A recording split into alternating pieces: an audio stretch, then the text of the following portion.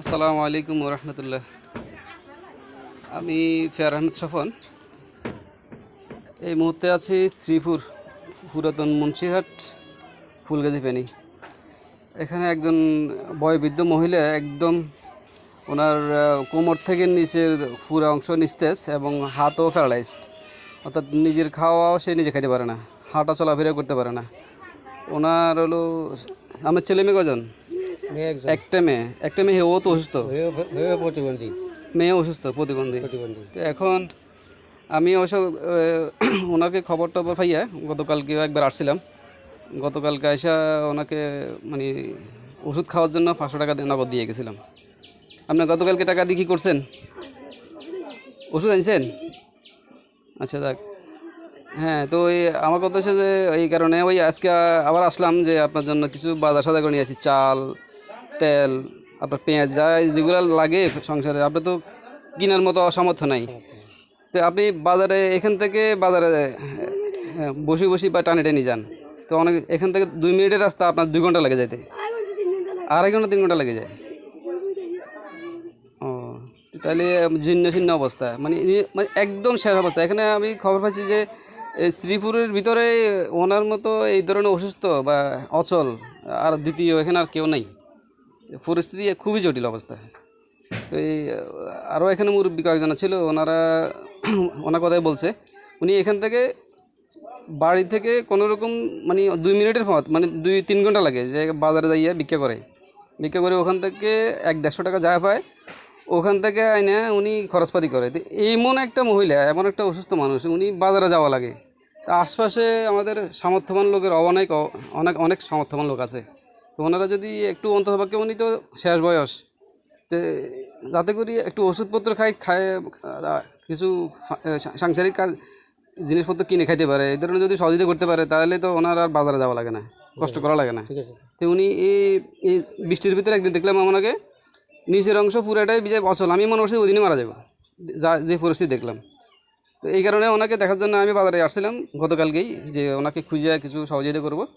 বাজারে পাইনি, বাজারে না পাওয়ার কারণে ওনাকে বাড়িতে আসছি। বাড়িতে এসে ওনার ওষুধ কেনার জন্য কিছু টাকা দিয়ে গেছিলাম, কালকে 500 টাকা দিয়ে গেছিলাম আমার কাছে যতটুকু ছিল। আর আজকে আবার আসলাম, ওই কিছু বাজার করে নিয়ে আসলাম। উনি যে বাজার করে নিয়ে আসবে সে শক্তিও নাই। আপনার এখানে যেটা আছে চাল, তেল, যেটা পেঁয়াজটা যেটা আছে, আপনার এটা উপকার হবে এখন। অথবা আমাদের জন্য আমরা যারা 500, 1000, 2000 টাকা, এদের জন্য, আমাদের জন্য হয়তো টাকা বেশি না, কিন্তু ওই সমস্ত লোকদের জন্য সেটা অনেক টাকা। ওদের জন্য 500 টাকা বা 100 টাকা, 200 টাকা, 10 কেজি 5 কেজি চাল বা আনুষঙ্গিক কিছু, অনেক কিছু। তো এই যে পরিস্থিতি খুব খারাপ। তো আমার কথা হচ্ছে যে আমাদের সামর্থ্যবান যারা আছে, যদি ওনারা আগাই আসে, ভাই ওনাকে ভিক্ষা করা লাগে না, অর্থাৎ কষ্ট করে বাজারে যাওয়া লাগে না। আমি চাই যাতে করে আশপাশে যারা আছে, মানে ওনারা এই সব পুরো একটা শ্রীপুর গ্রামের ভিতরে এরকম একটা মহিলা, উনি কষ্ট করি স্যাঁচাই বাজারে যাওয়া লাগে। তো এটা যাতে না হয় আর কি। উনি যদি মানে বাড়িতে বসে দেখলে যাতে ওনার বাজার খরচটা, অর্থাৎ চালটা যা প্রয়োজন, ওষুধ খরচ, এটা একটু যদি সবাই ব্যবস্থা করে দেওয়া যায়, সবাই যদি একটু একটু দেয়, তাহলে উনি আর বাজার কষ্ট করে যাওয়া লাগে না। তো আপনি তো ওনাকে ভালো করে চেনেন, ওনার ছেলে মেয়ে তো আর নাই। হ্যাঁ, খালি একটাই মেয়ে, ওনার স্বামীও নাই। ঘর বাড়িতে যতটুকু আছে একদম খারাপ, ছোট্ট একটা রুম। হ্যাঁ, উনিও আমাদের মসজিদে ইসলামিয়া ফাজিল মাদ্রাসার দপ্তরি, ওনার পরিচিত। উনি আমাকে এখানে খবর নিয়ে এই পর্যন্ত নিয়ে আসছে। গতকালকেও আমার সাথে আসছিল, আজকেও আমাকে সাথে করে নিয়ে আসছে। এই কারণে আপনাকে অনেক ধন্যবাদ।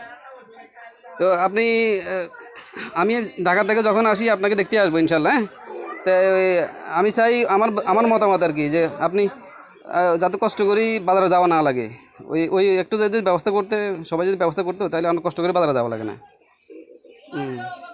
তো ঠিক আছে, তাহলে আমরা আসি, দোয়া করিয়েন।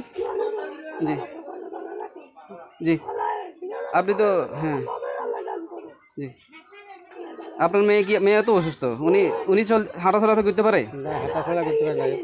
পা নাই না? ও আচ্ছা, তোমার নাম কি? ওর নাম কি? তুমি এই বাড়ির লোক? ও আচ্ছা, ওনার মেয়েও অসুস্থ তাই না? একদম উনি অসুস্থ, অনেক কষ্ট করে বাজারে যায়, তাই দেখছো না? ও আচ্ছা, তো ঠিক আছে ইনশাল্লাহ। জি জি, আসসালামু আলাইকুম।